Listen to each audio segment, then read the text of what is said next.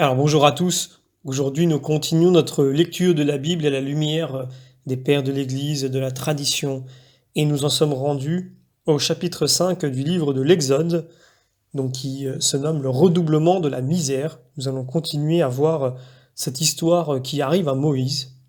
Et, comme toujours, avant de démarrer, nous remercions les éditions Anne Siguier devenues Mediapol, qui nous ont permis d'utiliser ces ouvrages afin de faire ces vidéos.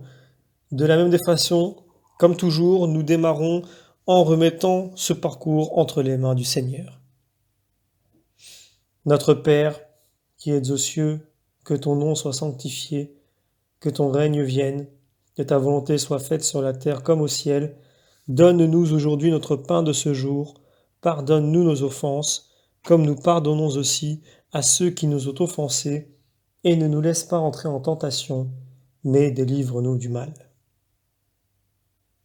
Également, nous remettons entre les mains de notre Mère bienveillante, la Vierge Marie, ce parcours du jour, afin que nous puissions toujours davantage connaître son Fils, au travers notamment des Saintes Écritures comme nous le faisons, et nous avons confiance en elle dans le fait de toujours nous montrer la voie qui mène au Fils. Je vous salue Marie, pleine de grâce, le Seigneur est avec vous, vous êtes bénie entre toutes les femmes, et Jésus, le fruit de vos entrailles, est béni. Sainte Marie, Mère de Dieu, priez pour nous pauvres pécheurs, maintenant et à l'heure de notre mort. Amen.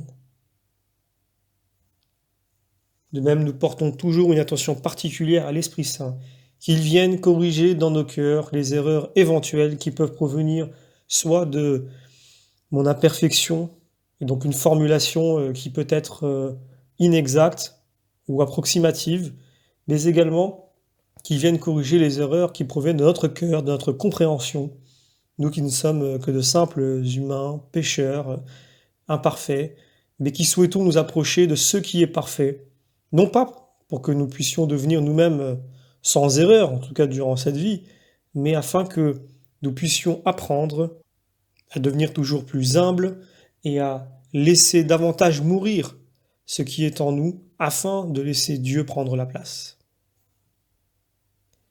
Et donc sans plus attendre, nous démarrons la lecture du chapitre 5 du livre de l'Exode.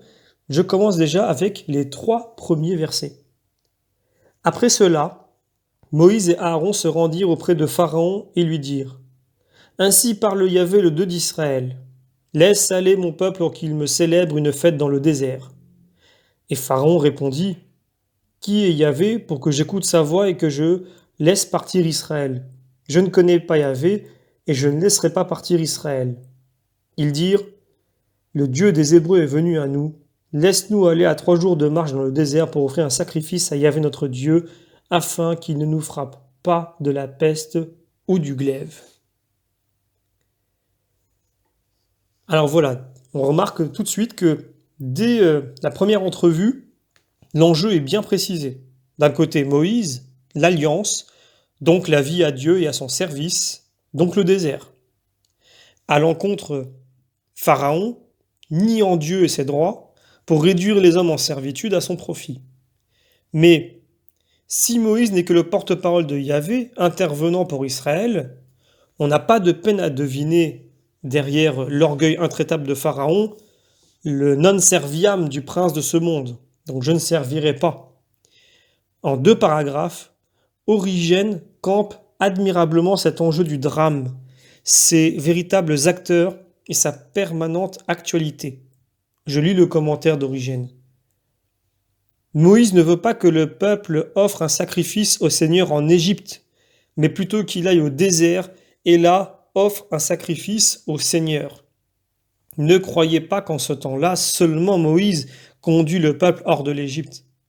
Maintenant encore, Moïse que nous avons avec nous, car nous avons Moïse et les prophètes, c'est-à-dire la loi de Dieu, veut nous faire sortir d'Égypte, car les paroles de sagesse s'apprennent dans le silence et le repos. Que répond le prince de ce monde ? Je ne connais pas Dieu.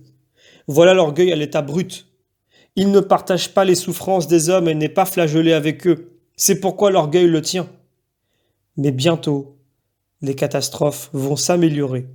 Le même homme qui dit à présent je ne connais pas le Seigneur, dira, quand il aura senti les coups, priez pour moi, le Seigneur. Donc on voit bien que c'est dès la première entrevue que Pharaon montre la dureté de son cœur. Quand Dieu a déclaré qu'il allait endurcir le cœur de Pharaon, ce n'est donc pas au sens qu'il aurait à créer ou déterminer cette mauvaise volonté. Elle est déjà là. Bien plus, c'est Pharaon qui, dès ce premier affrontement, provoque Dieu. Qui est Yahvé? Je ne connais pas Yahvé.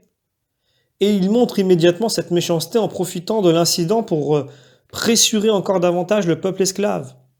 L'endurcissement sera seulement le résultat de son entêtement à maintenir ce premier refus.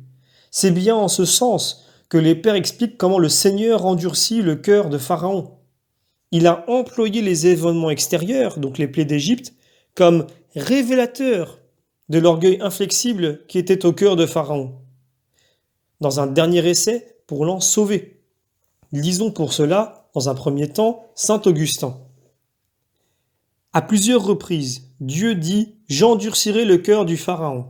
Et il ajoute, comme une motivation, « Et j'accomplirai en Égypte mes signes et mes prodiges », comme si l'endurcissement du Pharaon était nécessairement pour que les miracles de Dieu s'accomplissent ou se multiplient en Égypte. C'est que Dieu se sert des cœurs mauvais pour ce qu'il veut démontrer aux bons ou réaliser en leur faveur. La malice qui est dans un cœur, son inclination au mal, vient de son propre vice, qui grandit suivant les choix de sa volonté. Mais cette même malice se porte ici ou là d'après les causes extérieures qui émeuvent l'esprit. Et ces causes extérieures ne dépendent pas de la volonté des hommes, mais elles se produisent en dépendance d'une providence cachée, infiniment juste et sage, celle de Dieu même disposant et gouvernant tout ce qu'il a créé. Que Pharaon eut un cœur mal disposé au point que la patience de Dieu, loin de le pousser à la crainte filiale, le pousserait à l'impiété. Ce fut le résultat de son vice à lui. Mais les événements sous la pression desquels son cœur mauvais résista aux ordres de Dieu, c'est là le sens du cœur endurci, au lieu de fléchir avec souplesse, il résistait, inflexible. Ces événements, dis-je, venaient de la dispensation divine. Le gouvernement divin préparait pour un si mauvais cœur des châtiments qui seraient non seulement justes en soi, mais justes avec évidence, afin d'instruire les cœurs craignant Dieu. Prenons un exemple. L'appât du gain, qui peut conduire au meurtre, ne produit pas le même effet sur un avare ou sur un homme qui méprise l'argent. Il incline l'un vers l'assassinat, l'autre vers la crainte de Dieu. Mais l'occasion qui se présente n'est pas venue de la volonté, ni de l'un ni de l'autre. Ainsi les méchants rencontrent des causes extérieures qui ne viennent pas de leur volonté, mais ces causes font d'eux, si j'ose dire, ce qu'ils étaient déjà, installés dans leur vice par des choix antérieurs. On pourrait donc traduire « j'endurcirai par « je démontrerai combien il est dur ». Voilà donc pour le commentaire de saint Augustin. Prenons maintenant le commentaire d'Origène. Dieu, qui est le Créateur, connaît la maladie de chacun et peut seul appliquer savamment et efficacement le remède qui convient. Quand le mal est très profond, le médecin l'attire à la surface, infligeant au malade plus d'inflammation, de douleur et de tumeur qu'il n'en supportait avant d'être soigné. C'est ainsi que Dieu traite la malice cachée qui a pénétré dans l'intime de l'âme. Et c'est ainsi qu'il déclare dans l'Écriture « J'endurcirai le cœur de Pharaon ». En réfléchissant, on comprend que jusque dans cette parole, la bonté de Dieu se manifeste, car les miracles amènent à la fois le peuple hébreu, d'abord, puis un grand nombre d'Égyptiens qui suivirent les Hébreux, car une grande foule d'Égyptiens voisins sortirent avec eux. Enfin, plus mystérieusement, le Pharaon lui-même aurait pu, le venin étant désormais à découvert, rejeter ses péchés et descendre en paix dans le monde souterrain. Il faut bien des coups pour dompter l'impie, dit le psalmiste, et Dieu corrige le fils qu'il adopte. David prophétise encore. Si les fils abandonnent ma loi, je visiterai, verge à la main, leurs fautes, mais je n'éloignerai pas d'eux ma miséricorde. Voilà donc pour le commentaire d'Origène. Donc, si l'endurcissement de Pharaon revient comme un refrain au cours de ces chapitres, tantôt c'est Yahvé qui endurcit le cœur de Pharaon, on le verra, tantôt Pharaon lui-même endurcit son cœur. l'un ou l'autre comme indifféremment. La première conclusion de ce simple relevé des textes est que l'insistance porte donc sur le fait redoutable de l'endurcissement du cœur qui nous guette tous, plutôt qu'elle ne cherche à désigner précisément le responsable de ce fait. Pourtant, reste que d'après le texte inspiré, Dieu a prédit tout cela, donc j'endurcirai son cœur, et saint Paul renchérit, Dieu a pitié de qui il veut, et il endurcit qui il veut.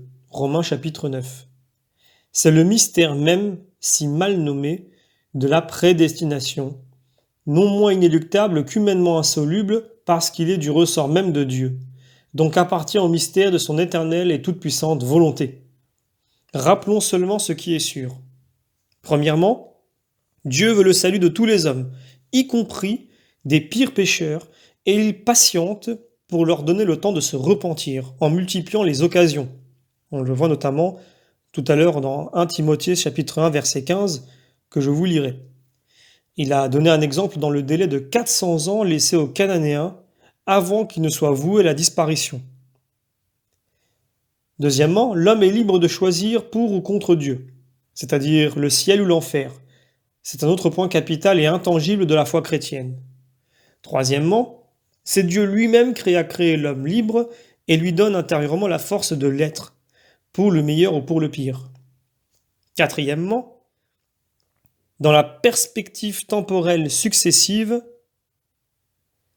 qui est la nôtre, l'acte libre est imprévisible. Mais dire que Dieu est éternel, c'est dire qu'il embrasse toute la succession des temps, à la fois, donc tota simul. Ce qui est encore à venir librement, donc indéterminé, est présent en Dieu dans une vue éternelle qui embrasse aussi cette détermination, donc future pour nous, mais non pas pour Dieu. Ainsi, est-ce bien Pharaon qui s'endurcit lui-même, bien que Dieu, qui le sait, lui offre désespérément 9 occasions successives de se convertir. Je vais donc, avant de continuer la lecture, vous lire un texte parallèle, notamment Matthieu chapitre 13. À vous il est donné de connaître les mystères du royaume des cieux, mais à cela ce n'est pas donné. On donnera à celui qui a, et il surabondera, mais celui qui n'a pas, même ce qu'il a lui sera enlevé. C'est pourquoi je leur parle en parabole, parce qu'ils voient sans voir, et entendent sans entendre, ni comprendre. En eux s'accomplit la prophétie d'Isaïe. Vous entendrez de vos oreilles et ne comprendrez pas, vous regarderez de vos yeux et ne verrez pas, car le cœur de ce peuple s'est épaissi.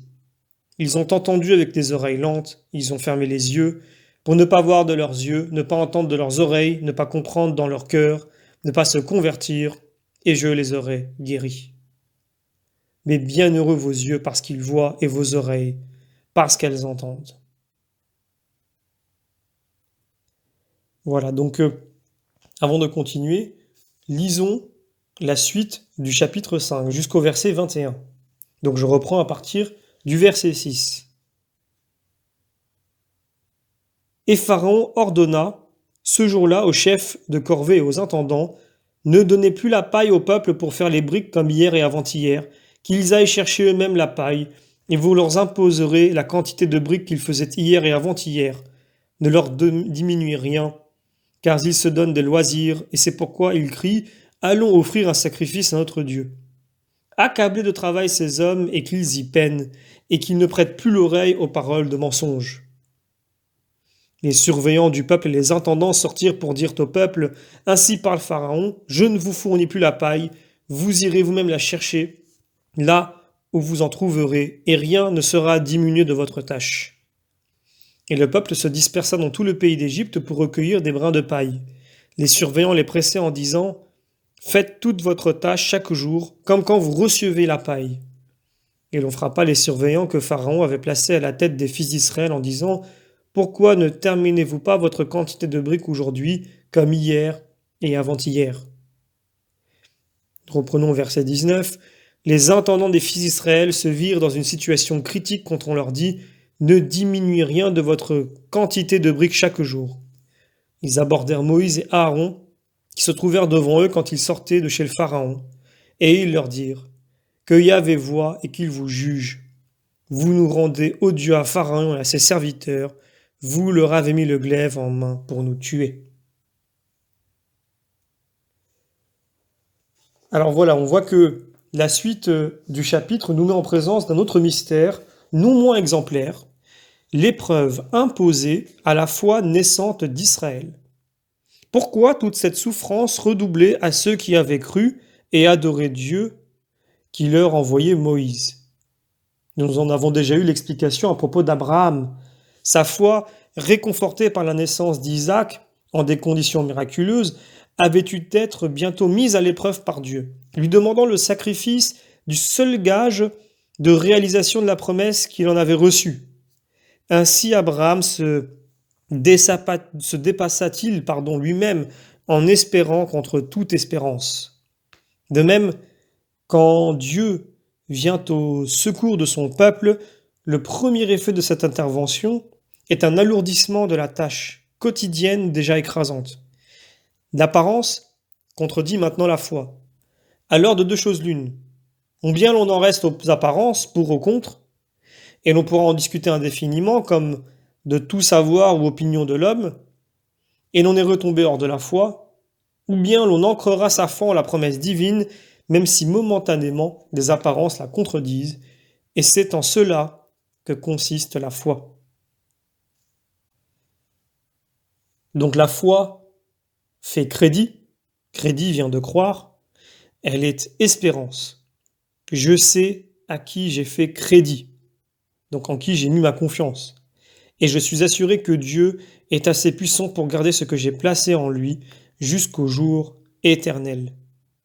C'est en cela qu'à la foi fait à Dieu l'honneur de le croire sur parole.